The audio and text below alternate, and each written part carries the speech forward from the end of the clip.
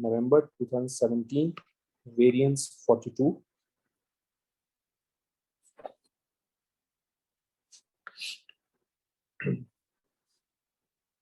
The compound chlorine dioxide can be prepared by the reaction shown. ये reaction आ गया. Using oxidation number, explain why this reaction is a redox reaction. यहाँ पर chlorine +3 है, यहाँ पर chlorine 0 है, यहाँ chlorine +4 है और यहाँ chlorine -1 है. तो बेसिकली क्लोरीन जो है वो इस केस में ऑक्सीडाइज हो रहा है, क्योंकि इस केस में वो रिड्यूस हो रहा है. सो इस क्लोरीन की ऑक्सीडेशन स्टेट डिक्रीज हो रही है फ्रॉम +3 to -1. इस क्लोरीन की ऑक्सीडेशन स्टेट इंक्रीज हो रही है फ्रॉम 0 to +4. तो आप बताएंगे कि Cl2 to NaCl oxidation changes from 0 to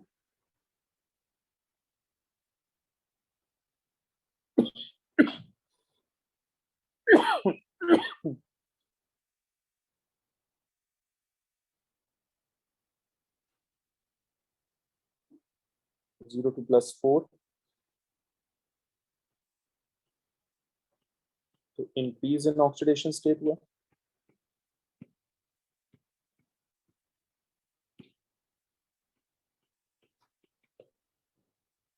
अब फिर NaClO2 to ClO2 है, इसमें ऑक्सीडेशन स्टेट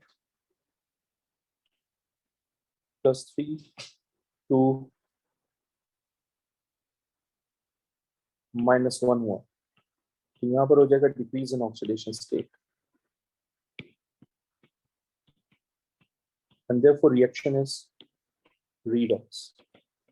अच्छा, जरूरी नहीं है कि आप इसको इससे लिंक करें और इसको इससे लिंक करें. ये भी हो सकता है कि क्लोरीन 0 से -1 जा रहा है तो रिडक्शन होगी, और क्लोरीन +3 से +4 हो रहा है, increase in oxidation state.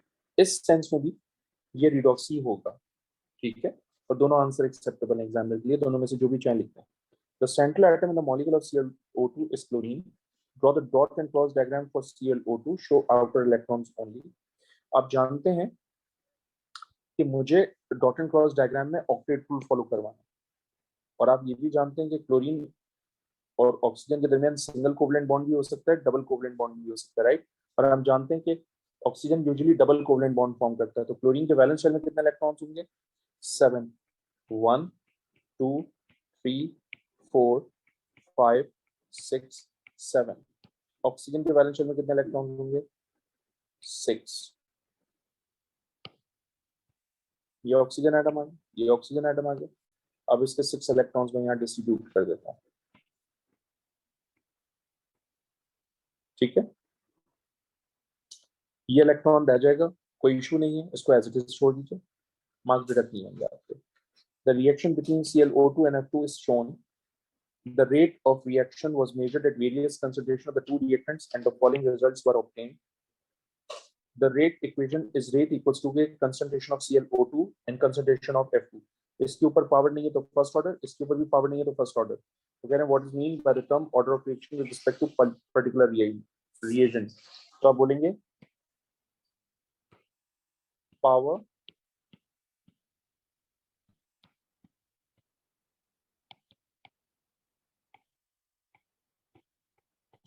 to which the concentration is raised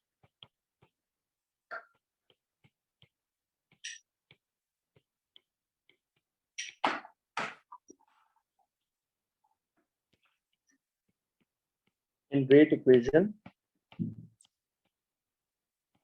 is called order of reaction.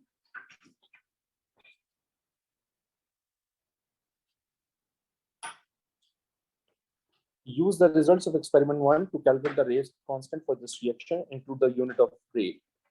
Okay, first सबसे पहले तो rate equation लिख लेते हैं यहाँ. Rate equals to K concentration of ClO2 and concentration of F2.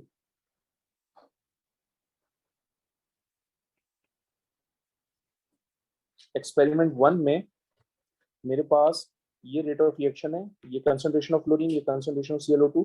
इनको मैं प्लग इन कर देता हूँ, तो मैं के की वैल्यू डिटरमिन कर लूंगा। ये हो जाएगा आपके पास 2.2 इंटू 10⁻³ के as it is. Concentration of ClO2 आपके पास है 0.01, कंसंट्रेशन ऑफ फ्लोरीन आपके पास है 0.06। तो यहाँ से आपके पास रेट कांस्टेंट की वैल्यू आ रही है, जो मेरे पास आई है वो है 3.67। और यूनिट आपको मालूम होनी चाहिए, इसकी यूनिट होती है मोल पर डीएम क्यूब सेकंड इनवर्स, और इसकी यूनिट होगी मोल स्क्वायर DM-6। तो अगर मोल पर डीएम क्यूब कैंसिल होंगे तो फाइनल यूनिट हो जाएगी mole inverse dm cube second inverse. फिर वो आपसे कह रहे हैं कि use the data in the table to calculate the initial rate in experiment 2। Experiment 2 का इनिशियल रेट निकालना है, तो हम एक्सप्रेशन को दोबारा से लिख लेते हैं। ये हो जाएगा रेट इक्वल्स टू के concentration of ClO2 and concentration of fluorine।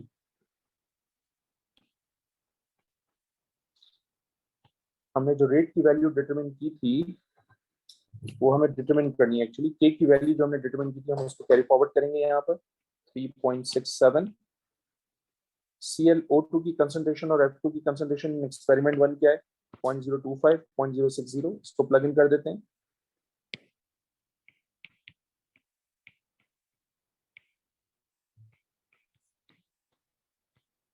तो यहाँ से रेट की वैल्यू आ जाएगी बेटा आपके पास 6.5 इंटू 10⁻³ मोल पर डीएम क्यूब।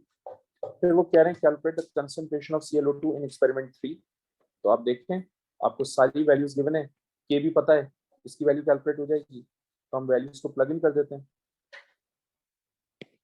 ये हो जाएगा रेट इक्वल्स टू के concentration of ClO2 and concentration of fluorine। Rate की वैल्यू हमारे पास थर्ड एक्सपेरिमेंट में थी 7.04 इंटू 10⁻³ के की वैल्यू हमने कैरी फॉरवर्ड करनी है 3.67। ClO2 की कंसंट्रेशन हमें कैलकुलेट करने के लिए कह रहे हैं। एक्सपेरिमेंट 3 में फ्लोरीन है 0.04, तो यहाँ से वैल्यू बेटा मेरे पास आ जाएगी 0.098 मोल पर डीएम क्यूब। फिर वो आपसे कह रहे हैं what is mean by the term rate determining step. Slow step reaction, rate determining step reaction.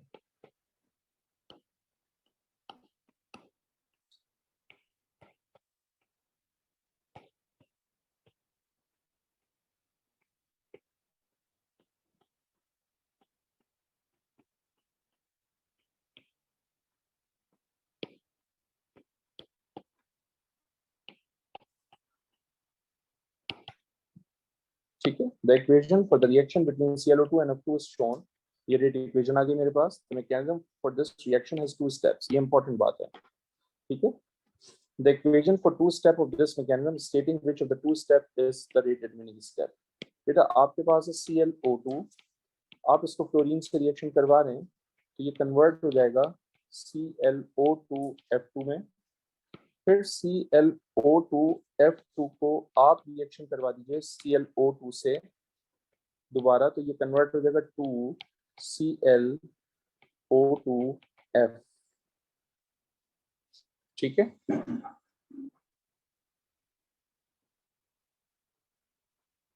अब आप नोट करें ये दोनों कैंसिल होंगे, तो क्योंकि ये इंटरमीडिएट है तो फाइनल इक्वेशन क्या बनेगी आपके पास 2ClO2 plus F2 arrow 2ClO2F। ये एग्जैक्टली वही इक्वेशन है जो एग्जामिनर ने मुझे यहाँ दी थी। ठीक है, और क्योंकि फ्लोरीन और Cl2 का ऑर्डर फर्स्ट ऑर्डर था with respect to rate equation, तो इसका मतलब ये दोनों के दोनों जो हैं वो स्लो स्टेप में इन्वॉल्व होने चाहिए थे। क्योंकि ये दोनों स्लो स्टेप में इन्वॉल्व हैं, इसका मतलब step 1 is the slow step reaction, क्योंकि ClO2 और F2 दोनों फर्स्ट ऑर्डर थे। By considering the rate equation, explain why the rate increases with increasing temperature। जब टेम्परेचर इंक्रीज करते हैं तो जाहिर सी बात है काइनेटिक एनर्जी इंक्रीज होती है, कोलिजन फ्रीक्वेंसी इंक्रीज होती है, रेट कांस्टेंट भी इंक्रीज होगा। तो हम यहाँ लिख सकते हैं as temperature increases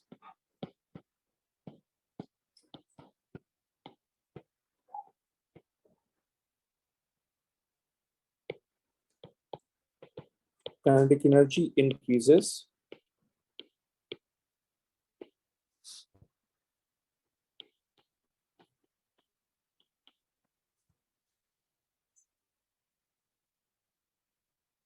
collision frequency increases,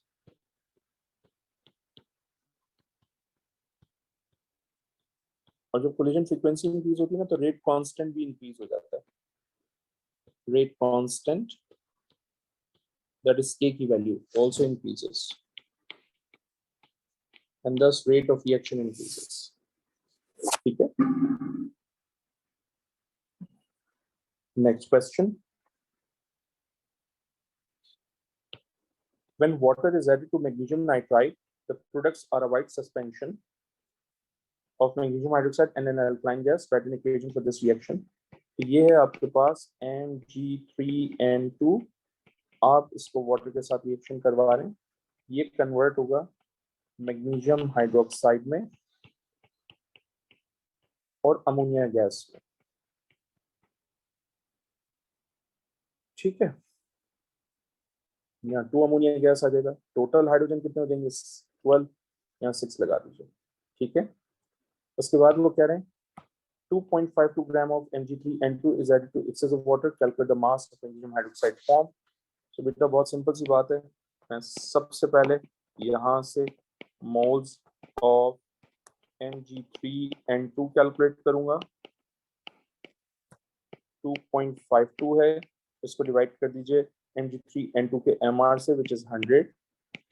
तो यहाँ से 0.0252 मोल्स आ जाएंगे. ठीक है. इसके बाद आपके पास है Mg3N2 वर्सेस मैग्नीशियम हाइड्रोक्साइड. इन दोनों के दरमियान रेशियो 1:3 का है. तो अगर आपने 0.0252 कैलकुलेट किए थे तो बताइए मोल्स ऑफ मैग्नीशियम हाइड्रोक्साइड कितने हो जाएंगे आपके पास? 0.0756 मोल. ठीक है. मुझे मास कैलकुलेट करना है. तो mass of magnesium hydroxide calculate करने के लिए मैं मोल्स को मल्टीप्लाई करूंगा MR से. MR of magnesium hydroxide is 58. तो ये हो जाएगा आपके पास 4.384 ग्राम. तो मैं यहाँ लिख दूंगा 4.384 ग्राम.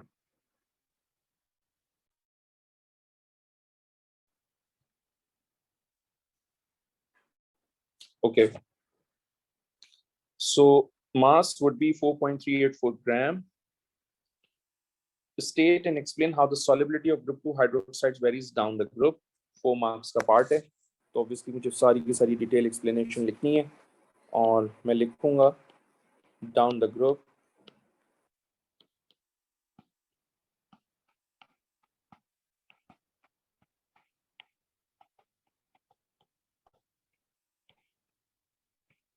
Solubility of group 2 hydroxides increases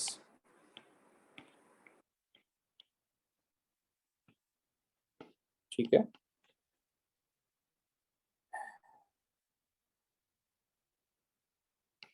आप बताएंगे down the group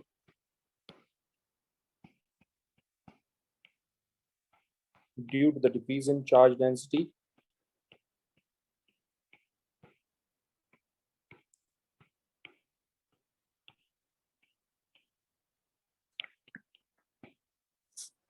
lattice energy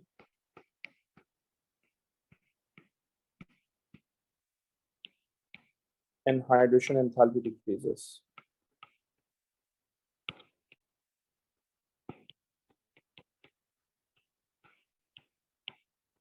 But lattice energy decreases more significantly. But lattice energy decreases more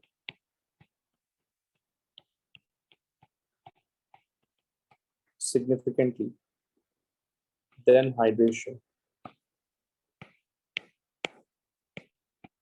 Thus, standard enthalpy change of solution becomes more exothermic. ठीक है,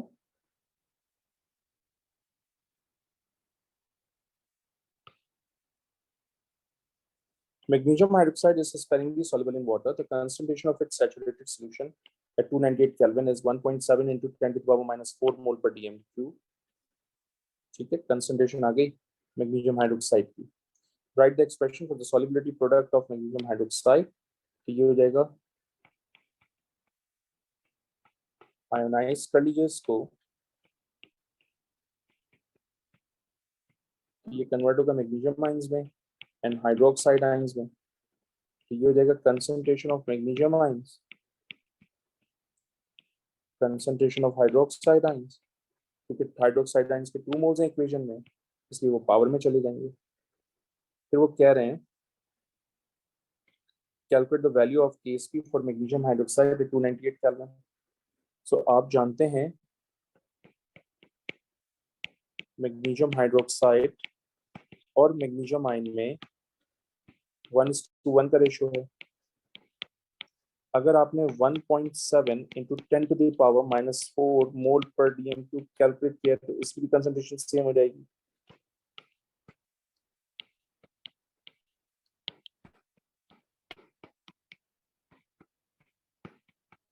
सही. आप ये भी जानते हैं कि मैग्नीशियम हाइड्रोक्साइड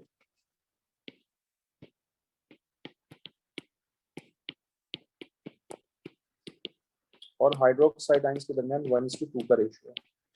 अगर आपने ये 1.7 into 10 to the power minus 4 mole पर dm³ लिया है तो हाइड्रोक्साइड आयन की कॉन्सेंट्रेशन क्या हो जाएगी,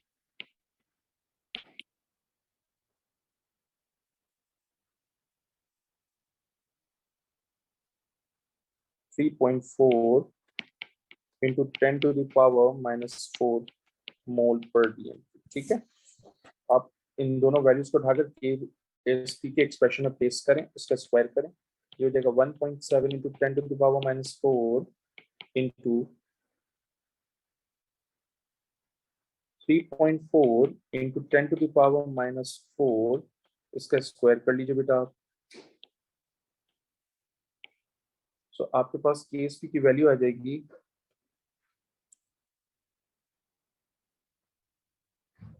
1.965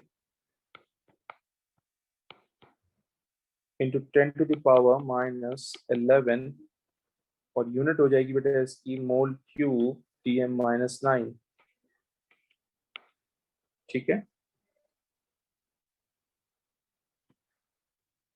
the temperature at which group 2 hydroxides and carbonates start to decompose increases down the group. Suggest an explanation for this trend in the decomposition temperature of the group 2 hydroxides. So beta, decomposition takes place at high temperature. Decomposition of hydroxides of group 2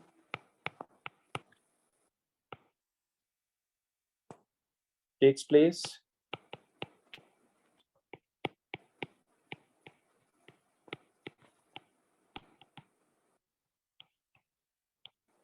at high temperature. ठीक है, because ionic radius increases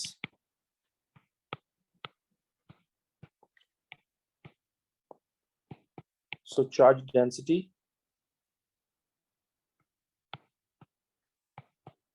and polarization decreases down the group. Thus, cation cannot distort the electrons of hydroxide ions.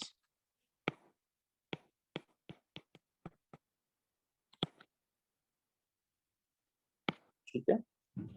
Hence cation cannot distort the electrons of hydroxide ions.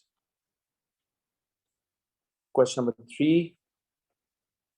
Serotonin can be synthesized from the amino acid tryptophan in 2 steps. ठीक है, अब note करें यहाँ benzene पे OH attach हो रहा है, ठीक है, ये ध्यान में रखिएगा। और आप नोट करें यहाँ से COOH जो है वो रिमूव हो गया है, ठीक है। तो ये मल्टीपल स्टेजेस के थ्रू सारा बना होगा, वन स्टेप में नहीं बना होगा ये। वो कह रहे हैं in a buffer solution of 5.9 sample of tryptophan does not move during electrophoresis. Draw the structure of the ions formed by tryptophan at pH 1 and pH 5.9. तो जब अब आपको याद हो कि बेटा आइसोइलेक्ट्रिक पॉइंट क्या होता है, आइसोइलेक्ट्रिक पॉइंट पे मैंने बताया था ना आपको कि अगर बफर सॉल्यूशन की पीएच से कम हो जाए तो जाहिर सी बात है NH2 जो है वो प्रोटोनेट हो जाता है। तो इसका मतलब इस सिचुएशन में under this pH NH2 protonate होगा, राइट। सो ट्रिप्टोफैन ये है आपके पास, ये पूरा का पूरा एज इट इज रहेगा, बस यहाँ से NH2 प्रोटोनेट हो जाएगा। हम इसको कॉपी कर लेते हैं ताकि हमें वहाँ लिखने में आसानी हो।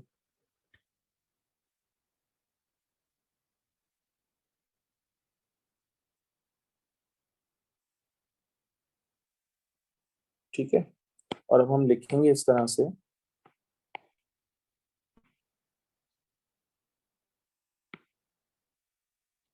हम लिखेंगे इस तरह से कि ये NH3 प्लस हो जाएगा क्योंकि एसिडिक मीडियम में हाइड्रोजन आयन अवेलेबल होंगे, और ये एक H तो ऑलरेडी था, एक H इसने और हासिल किया और इसके ऊपर प्लस चार्ज हो जाएगा, ठीक है।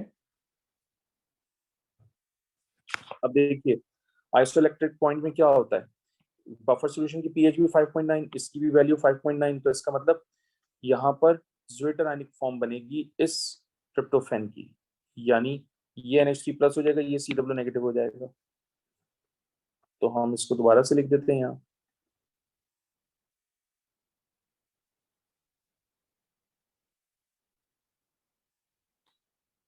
तो हम यहाँ लिख देते हैं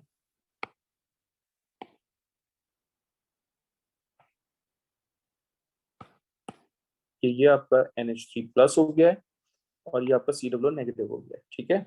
क्योंकि आइसोइलेक्ट्रिक पॉइंट की पीएच याद होनी चाहिए, हमने आपको बताया था कि given pH of buffer solution से अगर वैल्यू कम है पीएच की तो इसका मतलब NH2 जो है वो प्रोटोनेट हो जाएगा, और अगर ज्यादा है तो डी प्रोटोनेट होगा COH नेगेटिव। ये एग्जैक्टली सेम हो गया, इसका मतलब ये zwitterionic form neutral form में एग्जिस्ट करेगा, ठीक है बेटे।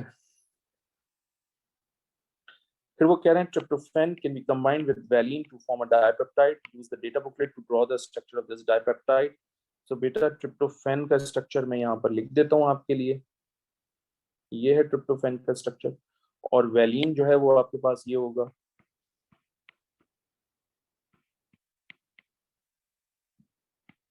NH2 CH CH CH3 CH3 and then COOH, right. अब आप याद रखिएगा कि ये जो आपका COOH है इसको हम कुछ इस तरह से लिखेंगे, C double bond O OH। Now you can clearly see कि यहाँ से OH और यहाँ से H दोनों मिलकर क्या बना लेंगे, COOH, राइट, CONH2। तो अब इससे रिलेटेड मैं स्ट्रक्चर बनाऊंगा, वो स्ट्रक्चर ये बनेगा,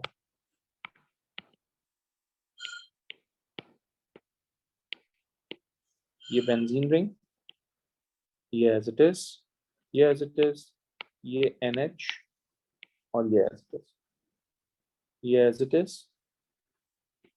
ये एज इट इज, ये एज इट इज, ये NH2 एज इट इज, ये आपके पास CO आ जाएगा, सही है। CO के साथ क्या अटैच है, NH, ये NH आ गया, NH के साथ CH, CH के साथ CH एंड CH3, और ये हो जाएगा COOH। क्योंकि और मुझे स्केलेटल में आंसर देना है, उसकी वजह ये है कि ये जो ट्रिप्टोफैन का स्ट्रक्चर है ये भी स्केलेटल फॉर्म में दिया हुआ एग्जाम में, तो इसलिए मुझे जो डाइपेप्टाइड बनाना है वो भी स्केलेटल में ही बना के देना है, ठीक है।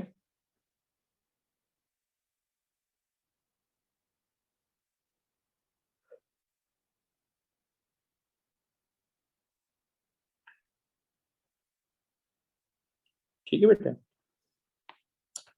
Next, complete the following table to show the structure of the product form and the type of reaction occurring when serotonin reacts with the four reagents in the separate reaction. Serotonin कह रहे हैं, serotonin को बेटा मैं यहाँ से copy कर लेता हूँ ताकि मुझे बार बार लिखने में आसानी हो।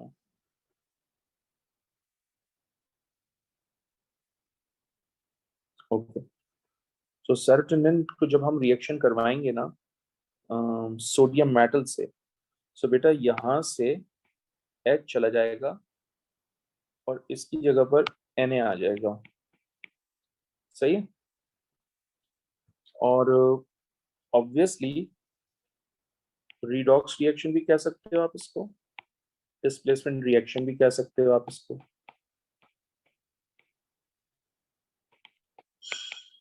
क्योंकि sodium being a reactive metal displace कर रहा है उसको, ठीक है। उसके बाद हम एक्वस ब्रोमीन से रिएक्शन करवा रहे हैं, तो जब हम एक्वस ब्रोमीन से रिएक्शन करवाएंगे तो ऑब्वियसली एक OH एक Br यहाँ पर ऐड होगा और एक Br जो है वो यहाँ पर ऐड होगा, ठीक है, राइट। यहाँ पर भी Br ऐड किया जा सकता है, बट क्योंकि 1 2 3 4 5 6 7 8 मार्क्स हैं और एग्जामिनर ने 8 मार्क्स दिए, इसका मतलब सिर्फ एक मरतबा कन्वर्जन करनी है, या तो आप इस पे करें या फिर आप इस पे करें, इन दोनों में से किसी एक पे करके दे दीजिए। साइमल्टेनियसली दोनों पे नहीं करनी, because it will give you only 1 mark, 1 mark के लिए सारी वर्किंग नहीं करनी। तो हम यहाँ पर बेंजीन के ऊपर करवा देते हैं और बेंजीन पे होने वाले तमाम रिएक्शन इलेक्ट्रोफिलिक सब्स्टिट्यूशन रिएक्शन होते हैं।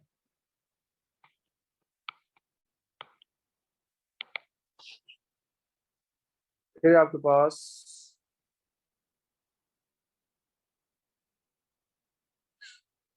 अब इन्होंने कहा है एक्सेस इथेनॉल क्लोराइड, इसका मतलब रिएक्शन जो है ना वो यहां से भी होगा, फिनोल से भी होगा और एस्टर बनेगा, और एमाइन से भी होगा और एस्टर बनेगा, ठीक है। तो ये हो जाएगा COCH3, ये NH था, ये हो जाएगा COCH3, और इसको हम न्यूक्लियोफिलिक सब्स्टिट्यूशन रिएक्शन कहते हैं, हम इसको कंडेंसेशन रिएक्शन भी कह सकते हैं। कंडेंसेशन इसलिए कह रहे हैं क्योंकि वाटर एलिमिनेट HCl एलिमिनेट हो रहा है।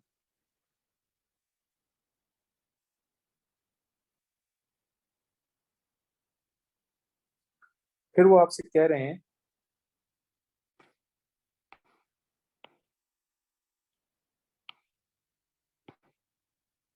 कि एक्सेस हाइड्रोजन गैस से रिएक्शन करवाएं, तो बेटा ये भी सैचुरेट हो जाएगा,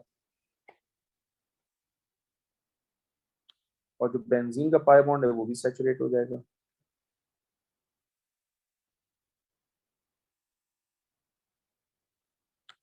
ठीक है, आपके पास प्रोडक्ट आ जाएगी, और जाहिर सी बात है हाइड्रोजनेशन भी कह सकते हैं, इलेक्ट्रोफिलिक एडिशन भी कह सकते हैं, तो मैं हाइड्रोजनेशन लिख देता हूँ, चाहे बेंजीन में हो या एल्कीन में, हाइड्रोजनेशन इज द टर्म जो कि दोनों के लिए एक्सेप्टेबल है।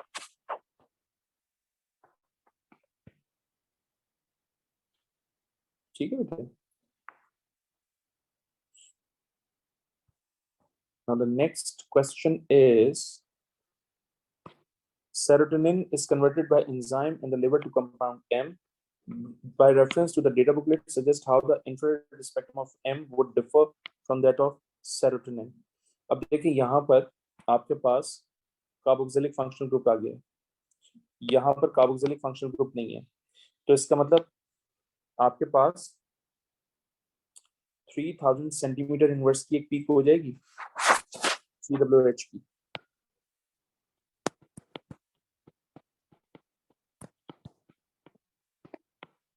ठीक है, अब आप ये भी देखिए कि इसमें CO ग्रुप आ गया, तो जब CO ग्रुप आएगा तो जाहिर सी बात है कार्बोनाइल की भी पीक होगी 1720 सेंटीमीटर इनवर्स के ऊपर। ठीक है,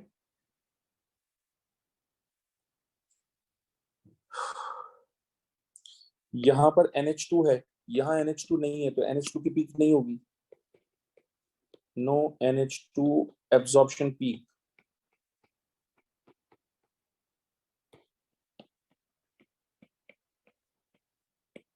इन M, ठीक है।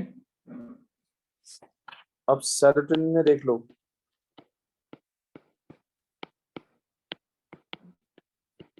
सबसे पहली बात NH2 की पीक है, तो NH2 की पीक आप जानते हैं 3400 सेंटीमीटर इनवर्स के ऊपर अपीयर होती है।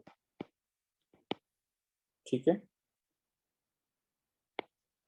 फिर आप देखें OH, OH की जो पीक है वो 3300 सेंटीमीटर इनवर्स के ऊपर होगी, 3350 या 3350 सेंटीमीटर इनवर्स के ऊपर, right. The proton NMR spectrum of M dissolved in CdCl3 shows 8 peaks due to 8 different types of protons present in the molecule. The proton NMR of spectrum of M dissolved in D2O was recorded. Predict the number of peaks that would be seen in the proton NMR spectrum of M in D2O. Explain your answer. जाहिर सी बात है, जब D2O करेंगे तो बेटा ये deuterium से substitute हो जाएगा, ये भी ड्यूटेरियम से सब्स्टिट्यूट हो जाएगा, ये भी ड्यूटेरियम से सब्स्टिट्यूट हो जाएगा। ये 3 पीक्स जो होंगी ड्यूटेरियम की वजह से डिसअपियर हो जाएंगी, तो 8 थी टोटल, जब 3 डिसअपियर हो जाएंगी तो नंबर ऑफ पीक्स कितनी अपीयर होंगी? D2O5 5 हो जाएंगी। ठीक है, तो आप बताइए OH of phenol, COOH and NH2 peaks will disappear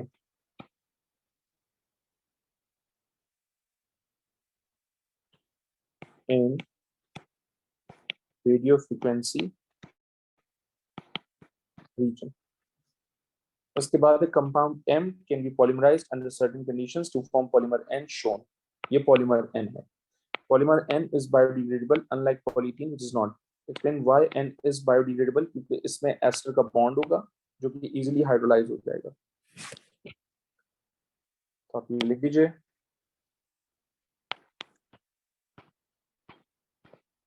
polymer N has ester linkage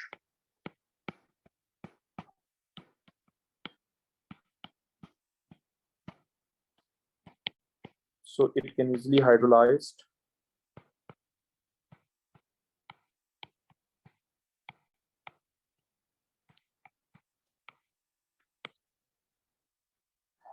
फिर उसके बाद है आपके पास क्वेश्चन नंबर 4, वो कह रहे हैं an electrochemical cell consists of a half cell containing V3 plus and V2 plus ions and another half cell containing VO2 plus and VO2 plus ions.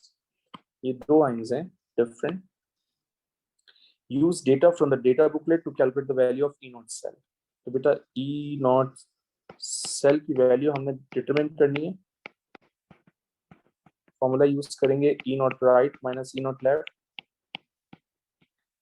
Okay, इसकी वैल्यू डेटा बुकलेट के अंदर given है -0.26 volt और इसकी value data booklet के अंदर given है 1.00 volt. मैं ये वैल्यूज यहाँ पर प्लग इन कर देता हूँ,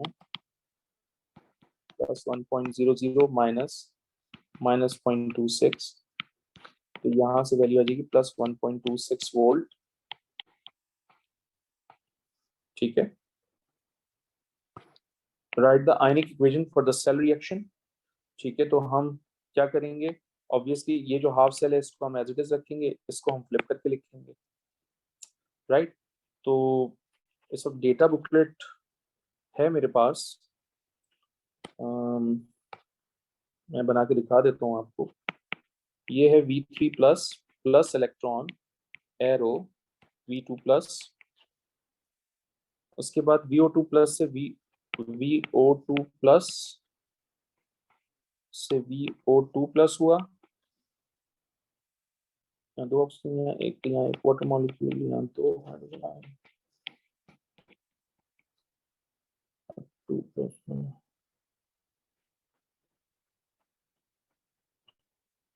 यहाँ पर 1 इलेक्ट्रॉन। ठीक है,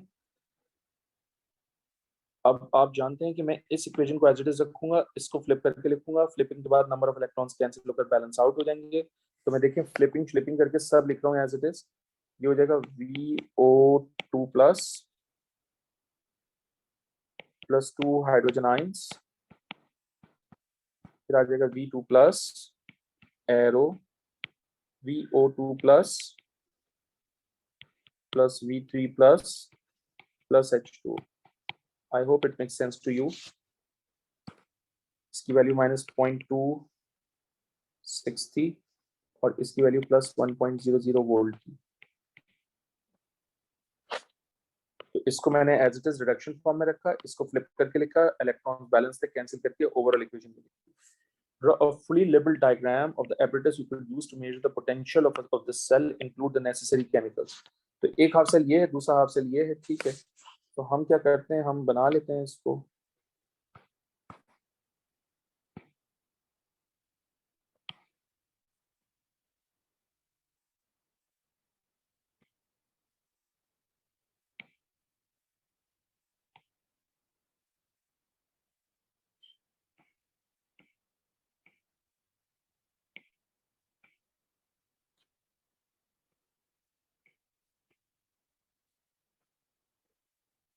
ठीक है जी,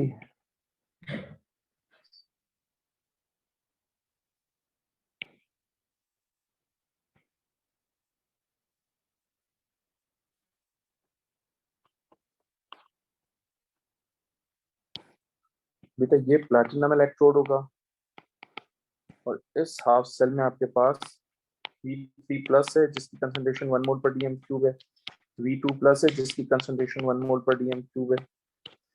ये आपके पास वोल्ट मीटर है। ठीक है, ये भी आपके पास प्लैटिनम इलेक्ट्रोड है और इसमें आपके पास VO2 प्लस भी है, VO2 प्लस भी है और H प्लस भी है और इन सब की कंसंट्रेशन 1 मोल पर डीएम क्यूब है।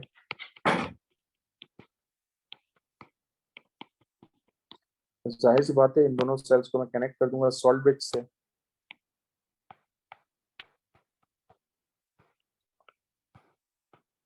ठीक है, इलेक्ट्रॉन का फ्लो यहाँ से यहाँ होगा क्योंकि नेगेटिव हाफ सेल से पॉजिटिव हाफ सेल में इलेक्ट्रॉन का फ्लो होता है हमेशा। ठीक,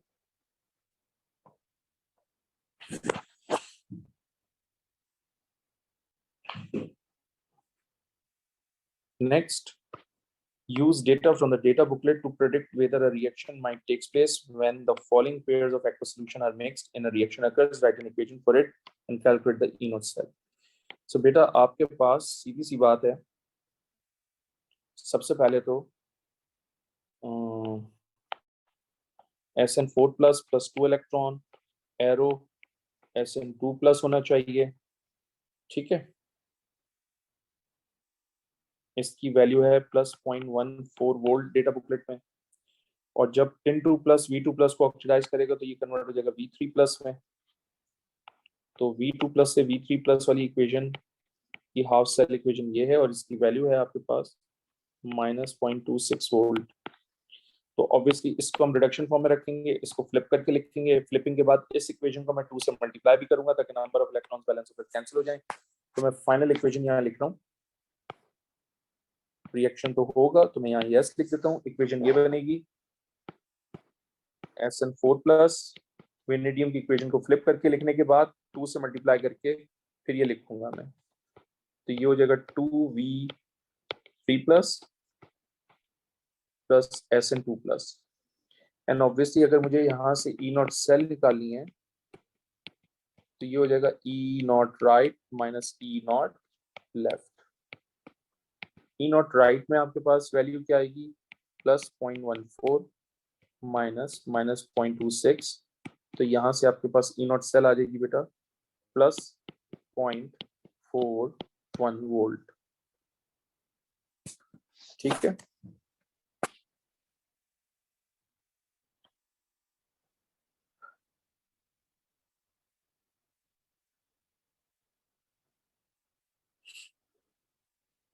अच्छा जी, इस हाफ सेल की वैल्यू है +0.77 वोल्ट डेटा बुकलेट में, और इस हाफ सेल की वैल्यू है +1.00 वोल्ट। इसका मतलब मैं इस इक्वेशन हाफ सेल को एज इट इज रखूंगा, इसको फ्लिप करके लिखूंगा। जब इसको फ्लिप करके लिखूंगा तो जाहिर सी बात है VO2 प्लस का रिएक्शन जो है will react with Fe2 plus, not Fe3 plus. Hence, no reaction takes place. Why? क्योंकि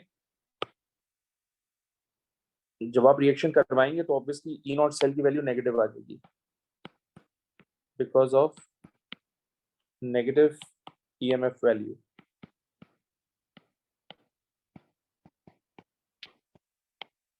ठीक है,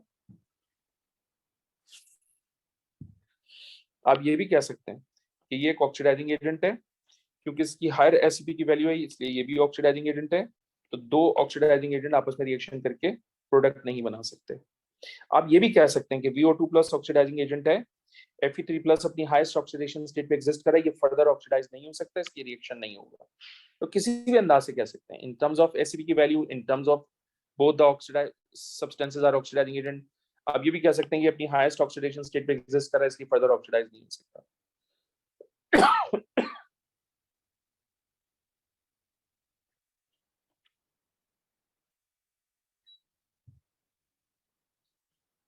The arrangement of the anions around a cation is called the geometry of the cation. In CCl4 minus, the geometry of copper is tetrahedral and the coordination number of copper is 4. The geometry of cation in an ionic compound can be predicted from the ratio of the ionic radii of the cation and anion involved. Use data from the data booklet to predict the geometry of and hence the coordination number of cation for sodium chloride.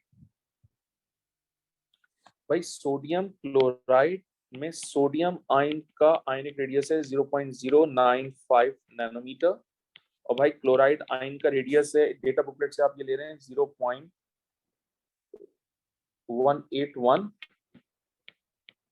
Nanometre.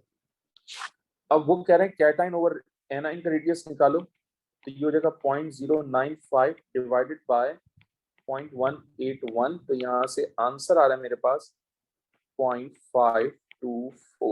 अब ये जो answer है ये actually इस जगह पर exist कर रहा है, इससे टैली हो रहा है, इस रेंज से टैली हो रहा है। इसका मतलब geometry of sodium ion should be octahedral, और जब ऑक्टाहेड्रल होता है इसका मतलब 6 बॉन्ड्स होते हैं, इसका मतलब कोऑर्डिनेशन नंबर 6 होगा। बेटा मैग्नीशियम आयन का रेडियस है आपके पास डेटा बुकलेट में 0.065 नैनोमीटर, और क्लोराइड आयन का रेडियस है 0.181 नैनोमीटर। ठीक है, आप चाहें तो इसको 2 से मल्टीप्लाई करके भी लिख सकते हैं, बट जरूरी नहीं है, सिंपल काम कर लेते हैं। ये हो जाएगा आपके पास 0.065 डिवाइडेड बाय 0.181, तो यहाँ से आंसर मेरे पास कितना आ जाएगा 0.359। 0.359 अगर मेरे पास आया तो 0.359 टेट्राहेड्रल रेंज में एग्जिस्ट कर रहा है, इसका मतलब इसकी ज्योमेट्री टेट्राहेड्रल होगी, और इसका कोऑर्डिनेशन नंबर जो है वो 4 होगा। ठीक है, फिर है उसके बाद magnesium 1 chloride is unstable compound and readily decomposes as shown. ठीक है, ये आ गया। Use the following data to calculate the enthalpy change of this reaction. Formation की वैल्यूज गिवन है, तो बेटा मैं इक्वेशन को दोबारा से लिख लेता हूँ। 2mgCl arrow mg plus mgCl2, मुझे ये वैल्यू कैलकुलेट करने के लिए कही गई है। फॉर्मेशन का डेटा गिवन है, इसका मतलब कॉन्स्टिट्यूएंट एलिमेंट से स्टार्ट होगा, तो अगर कॉन्स्टिट्यूएंट एलिमेंट से स्टार्ट होगा तो यहाँ पर ये आ जाएगा आपके पास। ठीक है, क्लॉकवाइज डायरेक्शन में एक एरो। MgCl की वैल्यू है -106, क्योंकि उसके 2 मोल्स हैं, इक्वेशन में मल्टीप्लाई बाय 2 करेंगे। MgCl2 की वैल्यू है -642, तो ये दोनों वैल्यूज जो हैं वो प्लस हो जाएंगी, ये माइनस हो जाएगी, इक्वल्स टू 0 हो जाएगा। तो ये हो जाएगा x प्लस -106 टाइम्स 2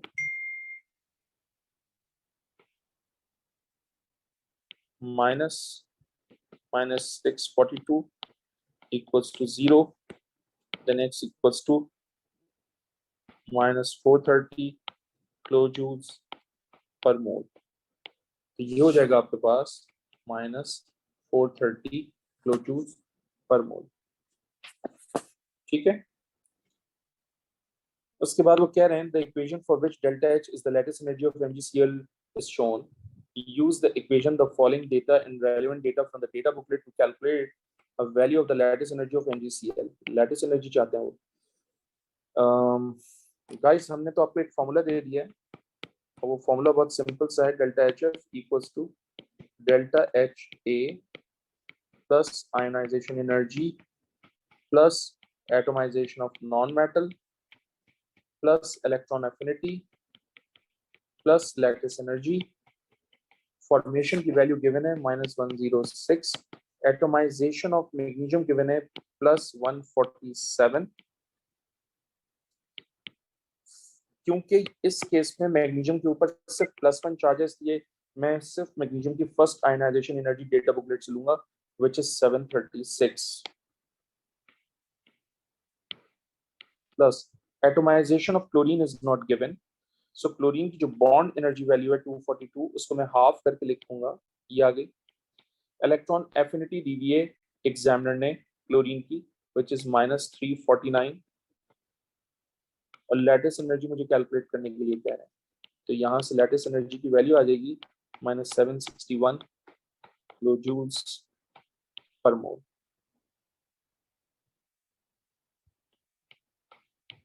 ठीक है. फिर वो आपसे पूछ रहे हैं suggest how the lattice energies of MgCl2 and NaCl will compare to that of MgCl and explain your answer. जाहिर सी बात है इसके ऊपर 2+ चार्ज है, इसके ऊपर +1 चार्ज है, तो इसका चार्ज ज्यादा है, इसकी चार्ज डेंसिटी ज्यादा, इसमें स्ट्रॉन्ग इलेक्ट्रोस्टैटिक अट्रैक्शन, इसकी लैटिस एनर्जी हाईली एक्सोथर्मिक. तो आप बताएंगे Mg2+ ion has high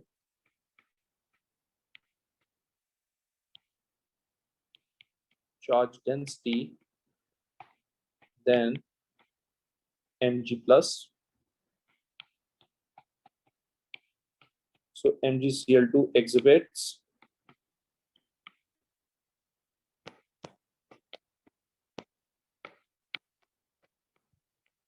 strong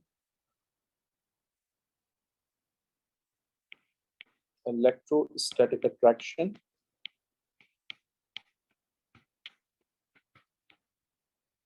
thus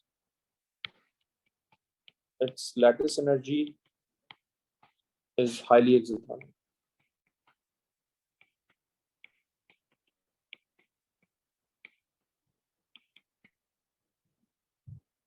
ठीक है.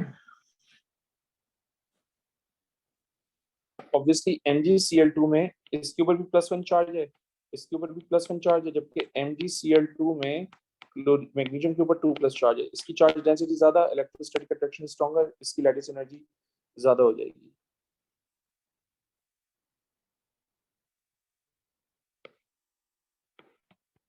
MgCl2 lattice energy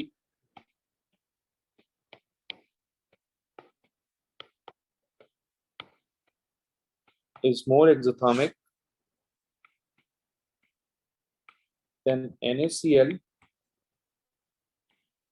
and MgCl because of high charge density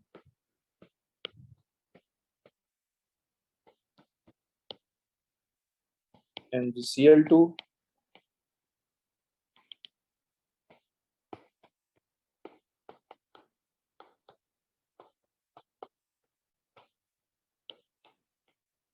exhibit strong electrostatic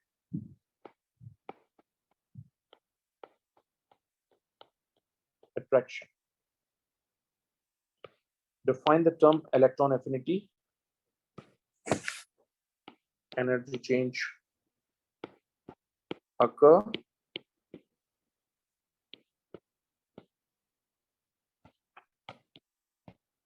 when 1 mole of a neutral gaseous atom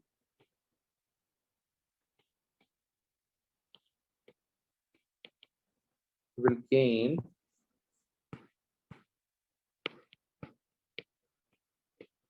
1 mole of an electron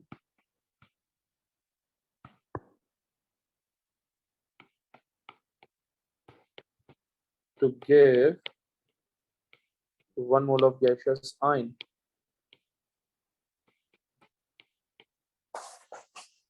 ठीक है.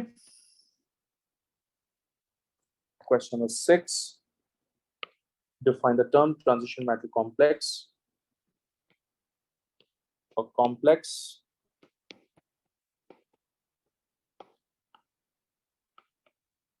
in which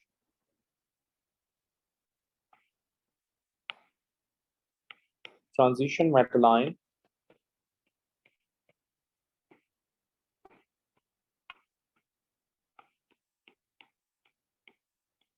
is surrounded by ligand via dative bond.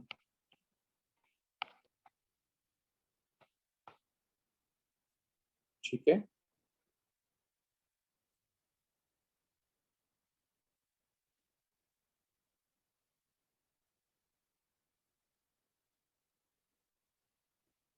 Platinum can form the compound. अब इसमें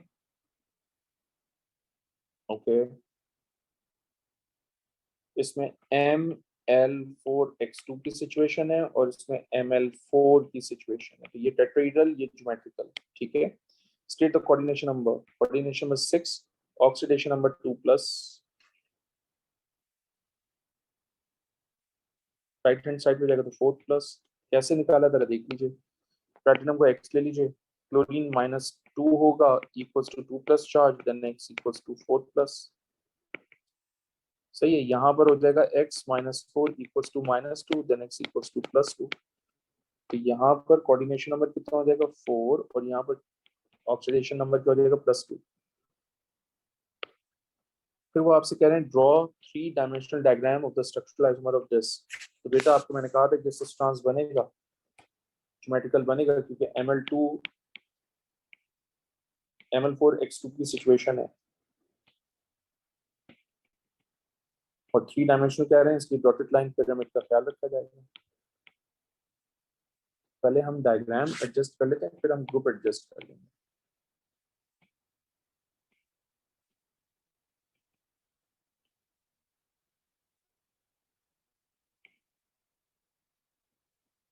ठीक है.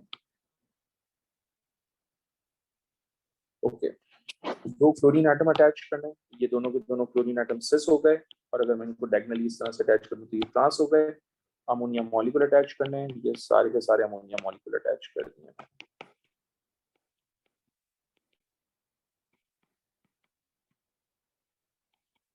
ये भी ammonia हो जाएगा, ये भी अमोनिया हो जाएगा, ये भी अमोनिया हो जाएगा और ये भी अमोनिया हो जाएगा. ठीक है.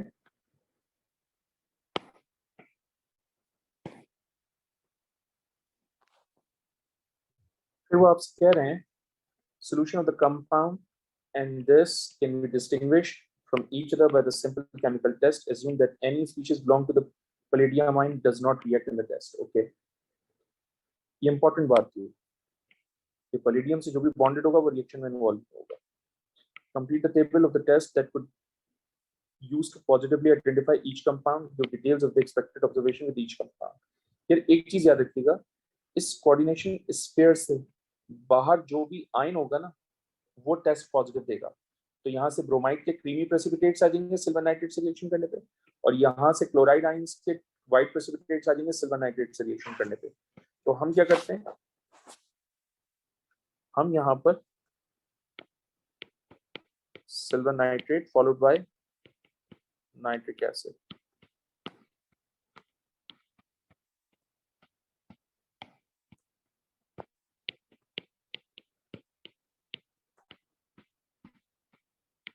ठीक है. यहाँ पर क्रीमी प्रेसिपिटेट्स आ जाएंगे. कोऑर्डिनेशन स्फीयर से जो बाहर होगा ना आयन, वो देगा आपको test. Inside the coordination sphere जो भी बॉन्डेड होगा वो नहीं देता। और यहां से वाइट प्रेसिपिटेट्स।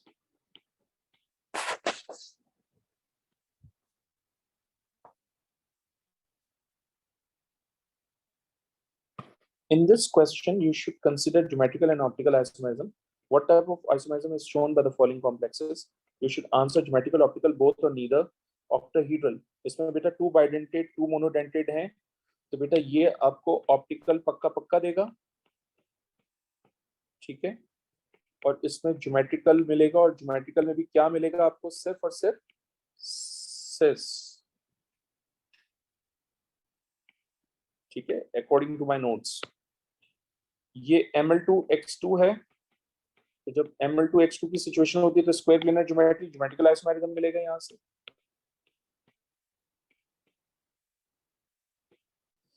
और ये भी Ml2x2 है,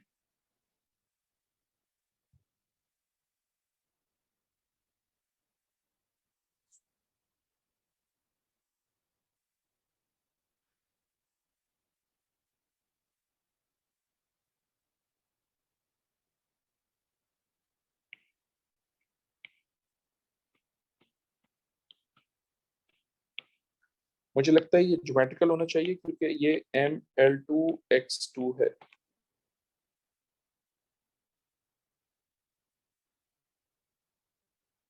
लेकिन अगर मैं टेट्राहेड्रल ज्योमेट्री बना दूं तो फिर नीदर, तो ज्योमेट्री के ऊपर है। अगर इसकी टेट्राहेड्रल ज्योमेट्री है तो नीदर, स्क्वायर प्लेनर है तो ज्योमेट्रिकल, ठीक है। तो मैंने दोनों चीजें लिख दी, नीदर ज्योमेट्रिकल, बिकॉज हमें, अच्छा सॉरी, सही है सही है सही है, नीदर होगा बिकॉज उन्होंने हमें टेट्राहेड्रल दिया हुआ है, ठीक है। हाँ ऑक्टाहेड्रल है, स्क्वायर प्लेनर है, टेट्राहेड्रल है, तो नीदर आएगा बेटा यहाँ पर, सही है। अच्छा, enzymes not in course, not in syllabus anymore, not in 2022-23 syllabus, इसलिए हमने स्किप कर दिया इसको। क्वेश्चन नंबर 7,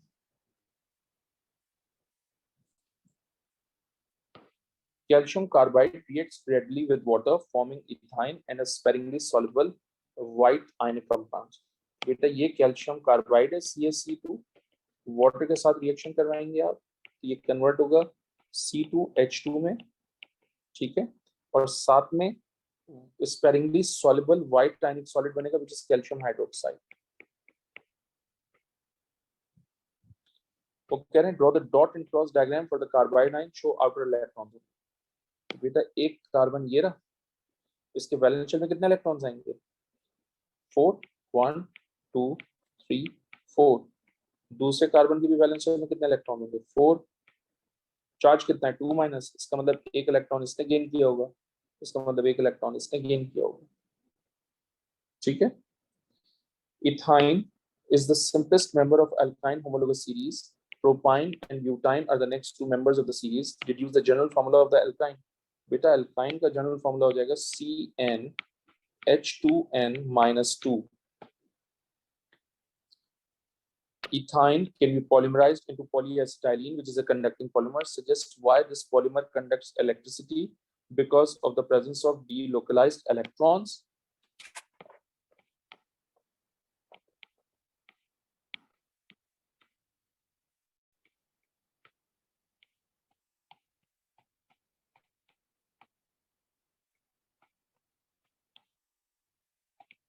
मैं इसमें ना एक और स्ट्रक्चर अटैच कर देता हूं आपको, ताकि थोड़ा सा आइडिया हो जाए आपको।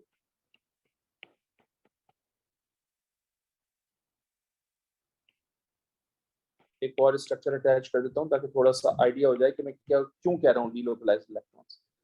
अब देखो ये डबल बॉन्ड, ये सिंगल बॉन्ड, ये डबल बॉन्ड, ये सिंगल बॉन्ड, ये डबल बॉन्ड, ये सिंगल बॉन्ड, तो ये बॉन्ड यहाँ शिफ्ट होगा, फिर ये वाला यहाँ शिफ्ट होगा, फिर ये वाला यहाँ शिफ्ट होगा, तो ये डीलोकलाइजेशन हो रही है ना इलेक्ट्रोफाई इलेक्ट्रॉन्स की, इसलिए हम कह रहे हैं कि डीलोकलाइज्ड इलेक्ट्रॉन्स है। मैं इसको रेड पेन से बना के भी दिखा देता हूँ। ये यहाँ शिफ्ट होगा, ये यहाँ शिफ्ट होगा, ये यहाँ शिफ्ट होगा, that's called delocalisation of pi electrons, which is why it conducts electricity. State the empirical formula of polyacetylene. Obviously बेटा CH होगा, ये सारे के सारे कार्बन हाइड्रोजन है, तो CH होगा. By reference to a physical or chemical property, suggest one advantage of conducting polymer when compared with metals. जाहिर सी बात है metals की density ज्यादा होती है, ये जो conducting polymer होगा इसकी density कम होगी.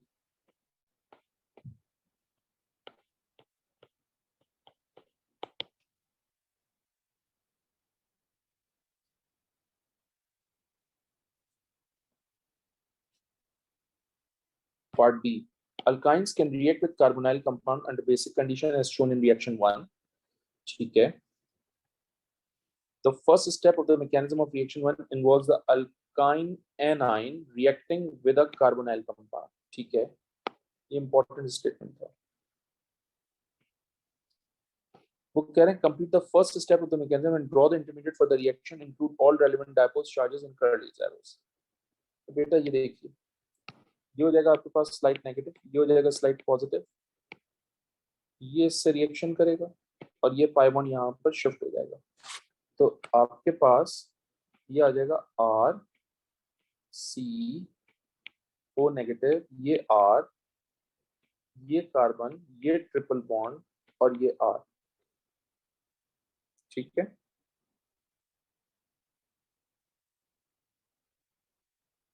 Suggest the name of the mechanism in reaction 1. बेटा ये कीटोन है, कीटोन पे किसका रिएक्शन हो रहा है? न्यूक्लियोफाइल. तो nucleophilic addition reaction.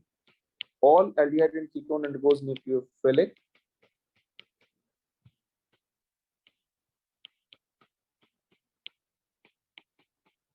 addition reaction.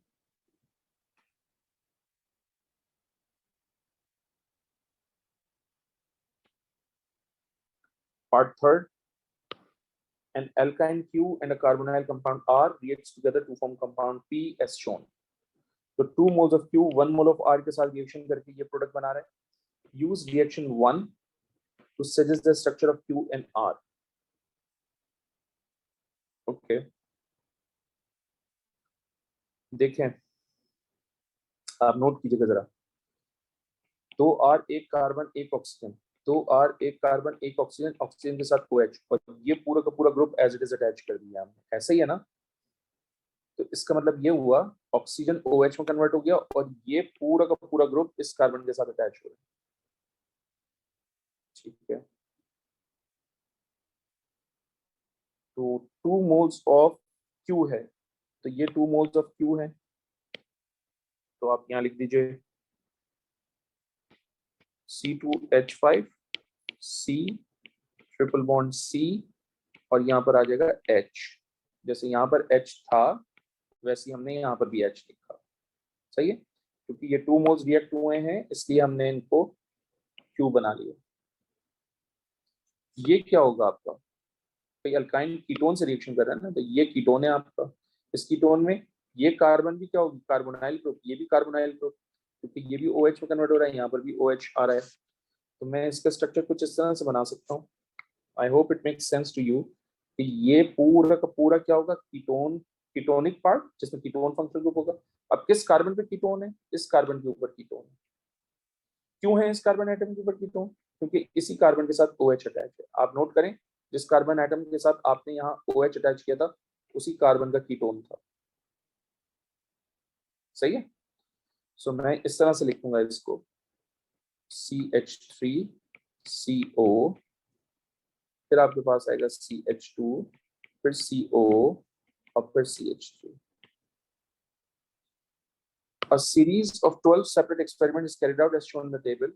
Complete the table by writing in each box a tick if reaction occurs or cross if no reaction occurs. Hot acidified KMnO4 strong oxidizing agent होता है. ये भी reaction करेगा, ये भी reaction करेगा, ये reaction नहीं करेगा, और इथेन डायोइक एसिड भी रिएक्शन करेगा. एल्कलाइन एक्वस आयोडीन में ये रिएक्शन करेगा, ये नहीं करेगा, ये भी करेगा, ये नहीं करेगा. ठीक है. टॉलेंस रिएजेंट में ये कर लेगा क्योंकि इसमें HCO एल्डिहाइड है, तो टॉलेंस रिएक्शन कर लेगा. ये भी टॉलेंस टेस्ट करेगा, ये नहीं करेगा और ये भी नहीं करेगा. नोट्स में मैंने ये दोनों चीजें बताई हैं आपको. Compound A can be produced from a plant hormone. Compound A shows optical and geometrical isomerism on the structure of A above. draw a line through the bonds that give rise to geometrical isomerism. Okay.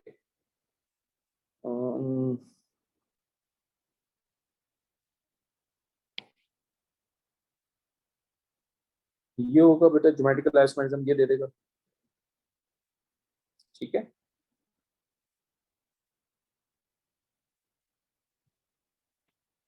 सही है, ये भी दे सकता है double bond geometrical isomerism, और ये भी दे सकता है डबल बॉन्ड ज्योमेट्रिकल आइसोमेरिज्म, दोनों दे सकता है। आई रिपीट, ये डबल बॉन्ड भी दे सकता है और ये भी दे सकता है, तो दोनों में से किसी को भी लाइन से रिप्रेजेंट कर दीजिए। Circle all the chiral carbon atoms, circle करने के लिए बेटा all the chiral carbon atoms, ये कायरल कार्बन एटम हो गई, सही है।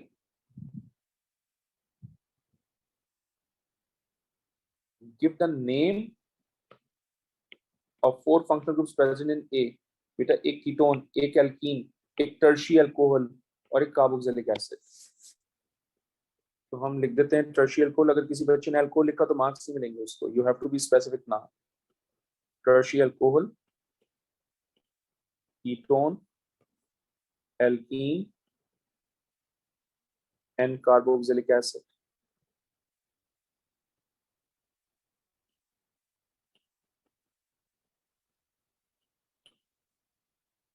ठीक है, फिर वो कह रहे हैं a molecule of A has 17 carbon atoms, state the number of carbon atoms that are sp, sp2 and sp3 hybridized in A। sp carbon atom उस वक्त होंगे जब ट्रिपल बॉन्ड होगा, since there is no triple bond तो यहाँ पर 0 लिख दीजिए। sp2 double bonded carbon atom के साथ हैं, तो ये फर्स्ट, ये सेकंड, ये थर्ड, ये फोर्थ, ये फिफ्थ, ये सिक्स्थ, ये सेवंथ, ये एट्थ, ठीक है।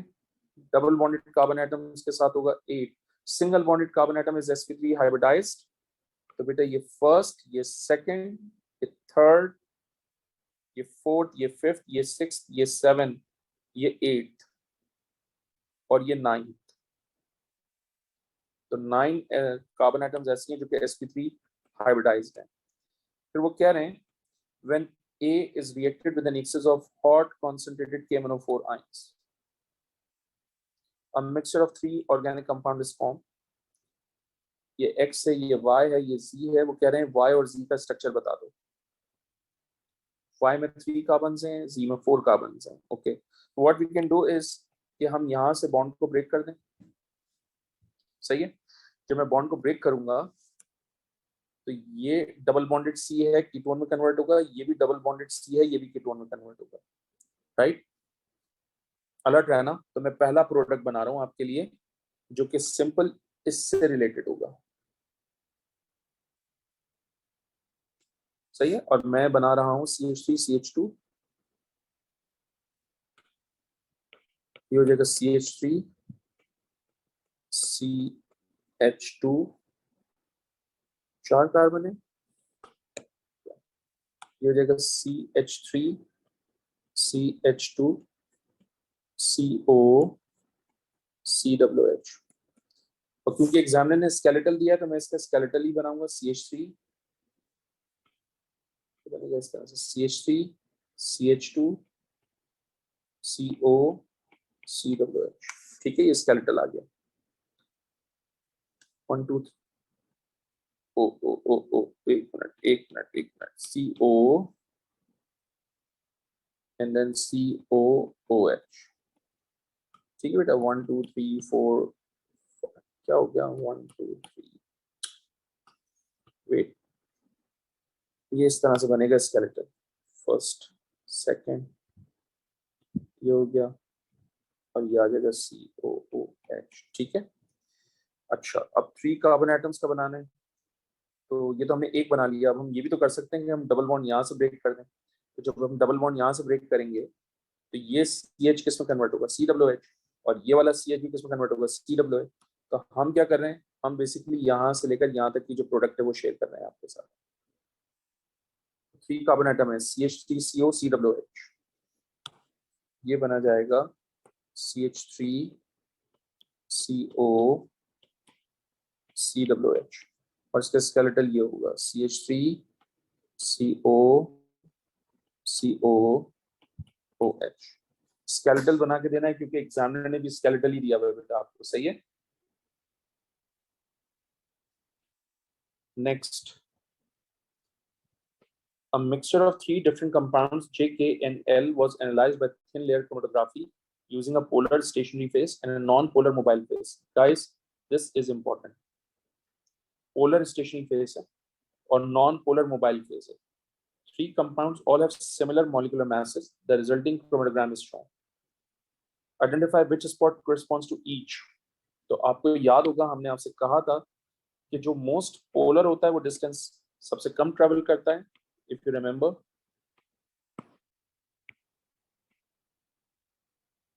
और जो डिस्टेंस ज्यादा ट्रैवल करता है वो लेस पोलर होता है. तो ये हो गया आपके पास लीस्ट पोलर और ये हो गया आपके पास मोस्ट पोलर. सही है. एक बात तो ये तय हो गई. दूसरी बात ये तय हो गई कि जो मोर पोलर स्टेशनरी फेस है, more affinity with the most polar, more affinity with the most polar. और इससे रिलेटेड आप देखें ये नॉन पोलर है तो इसमें लेस एफिनिटी भी होगी.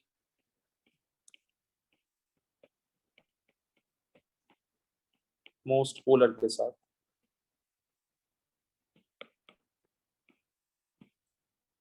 अब जो कंपाउंड हमें JKNL दिए हैं इसमें मोस्ट पोलर कौन सा है? मोस्ट पोलर K है. सही है, क्योंकि इसमें फंक्शन ग्रुप है तो ये 3 हो गया. अब J और L में से मोस्ट पोलर कौन सा होगा? ऑब्वियसली J होगा. तो ये आपका सेकंड हो गया और ये फर्स्ट, क्योंकि इसमें कोई हाइड्रोजन बॉन्डिंग नहीं हो रही, कुछ नहीं हो रहा. परमानेंट डायपोल डबल फोर्सेस है. यहाँ हाइड्रोजन बॉन्डिंग है, ठीक है, एच बॉन्डिंग. यहाँ परमानेंट डायपोल फोर्सेस हैं. यहाँ परमानेंट डायपोल के साथ साथ हाइड्रोजन बॉन्डिंग भी. तो सबसे ज्यादा ये होगा, सेकंड नंबर पे ये और थर्ड नंबर पे ये. सही है. Explain your answer to B part 1. Okay, आप जानते हैं ये मैंने लिख दिया है. वैसे तो ये लिखा हुआ है आंसर, तो हम इस आंसर को लिख देते हैं थोड़ा तमीज का करके.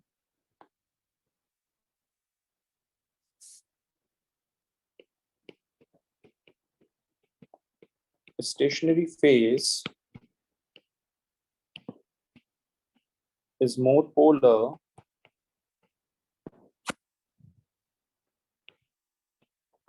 so more polar solutes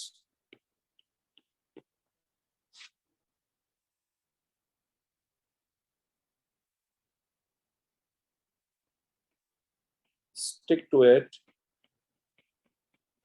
via hydrogen bond,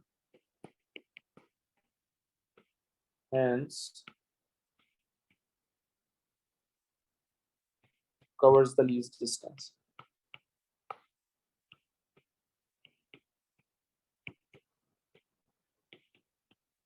What is mean by the term RF value? RF is retention factor and it is a ratio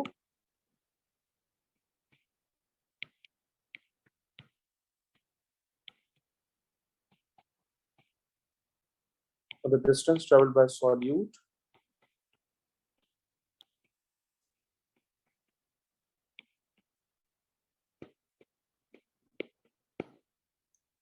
to the distance traveled by solvent.